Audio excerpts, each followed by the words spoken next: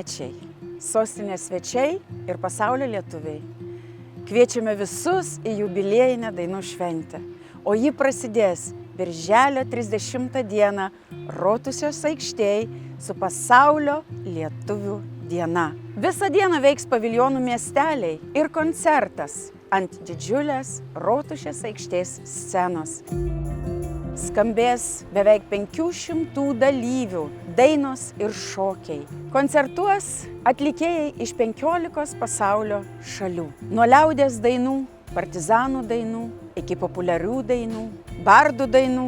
Šios šventės unikalumas, kad viename renginyje susijungia pasaulio Lietuva ir Lietuvos tautinės bendrijos. Tai mums labai artimi žmonės, kurie gyvena tais pačiais lūkesčiais ir siekiais, kaip ir mes visame pasaulyje.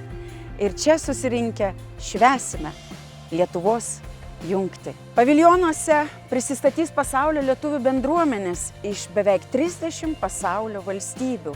Ateikite, susipažinkime, sužinosite, kuo mes gyvename ir kaip puoselėjame lietuvybę pasaulyje.